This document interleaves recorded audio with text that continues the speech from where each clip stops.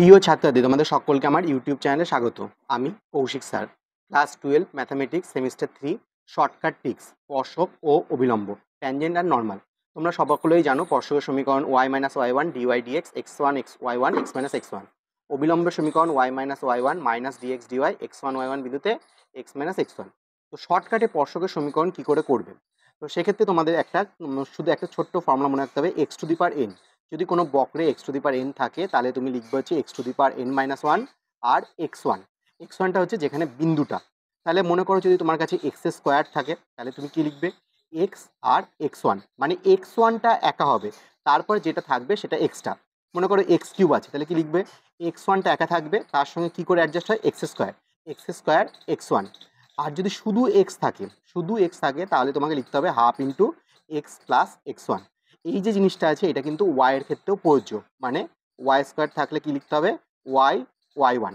তাহলে এই হচ্ছে তোমাদের শর্ট ট্রিক্স। চলো আমরা এবার ছোটো ছোটো কার্ভের ক্ষেত্রে দেখে নিই। X square plus y square equal to a square যদি এইরকম থাকে তাহলে তুমি কি করবে? আমাকে এক্স ওয়ান ওয়াই ওয়ান বিন্দুতে এক্সের জায়গায় লিখতে হবে এক্স প্লাস ওয়াই ওয়ান, আর ওয়াইয়ের জায়গায় y plus y one equal to a square. এটাই হচ্ছে স্পর্শকের সমীকরণ। দেখো আমি না ডেরিভেটিভ করলাম না ফর্মুলা ইউজ করলাম, জাস্ট একটা শর্টকাট ট্রিক্সের সাহায্যে তোমাদের লিখে নিলাম। এরপরে দেখো যদি তোমাদের উপবৃত্ত থাকে তাহলে কি হবে? X x one by square plus y y one by b square equal to one. Just আমি এক্স স্কোয়ারের জায়গায় এক্স এক্স ওয়ান লিখলাম, ওয়াই স্কোয়ার জায়গায় ওয়াই ওয়াই ওয়ান লিখলাম, ব্যাস আমার স্পর্শকের উপবৃত্তের স্পর্শকের সমীকরণ হয়ে গেল। যদি পরাবৃত্ত থাকে তাহলে সেই একই রকম x minus x one by square y minus y one by b square equal to one.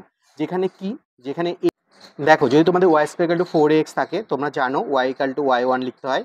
আর এই যে এক্সটা হচ্ছে একঘাত আছে, তাহলে এখানে half into x plus x one লিখতে হবে।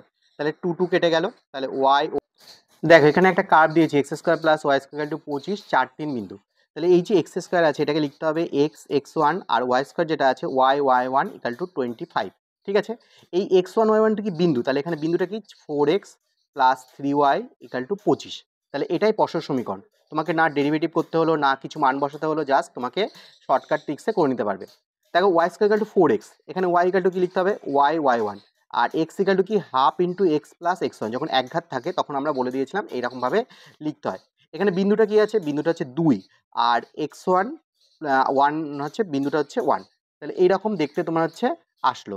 তাহলে 2 2 কেটে গেল, y equal to x plus one. এক্ষেত্রে স্পর্শকের সমীকরণ হচ্ছে y equal to x plus one. তাহলে তোমরা বুঝতে পেরেছো। এখানে দেখো 9x স্কোয়ার 16y স্কোয়ার আছে, তাহলে কি করবো আমরা? আরও শর্টকাট করে নেবো।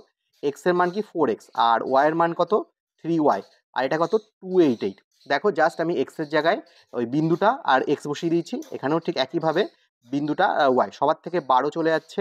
তাহলে তোমার আসে 3x plus 4y equal to 12 দুগুণে 24 24। তাহলে এটা হচ্ছে স্পর্শকের সমীকরণ আসলো।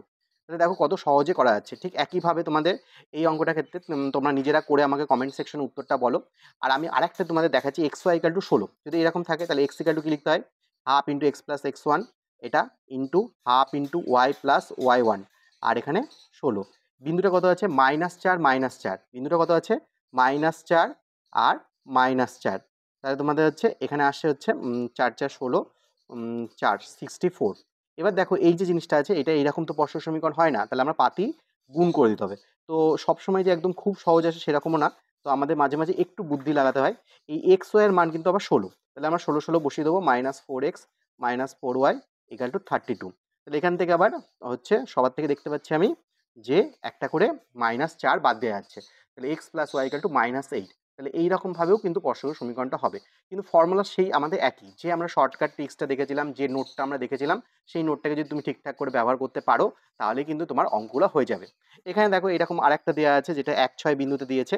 তো এখানে এক্স ইকাল টু কি লিখতে হবে? X x one. Y equal to কি লিখতে হবে? Y y one. এক্স থাকলে কি লিখতে বলেছি? Half into x plus x one. Y থাকলে কি লিখতে বলেছি? Half into y plus y one আর প্লাস 3।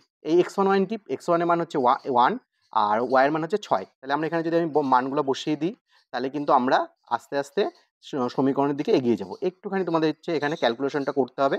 তো আশা করি তোমরা বুঝতে পেরেছো জিনিসটা, থিওরিটা, এবং তাহলে তোমরা এখানে কিন্তু খুব সহজে স্পর্শক সমীকরণটা বের করতে পারবে। তাহলে তোমরা বলো কমেন্ট সেকশনে যে তোমরা কি বুঝতে পারলে যে স্পর্শক সমীকরণটা কীভাবে সহজে বের করা যায়। এরপর আমরা আসছি অবিলম্বের সমীকরণে। কী করে আমরা অবিলম্বের সমীকরণ বের করা যায়। অবিলম্বের সমীকরণ বের করার জন্য একটা শর্টকাটে এরকম একটা ফর্মুলার পেজ আছে, কিন্তু সেই ফর্মুলার পেজটা মনে রাখাটা কিন্তু অতটা সহজ ব্যাপার না।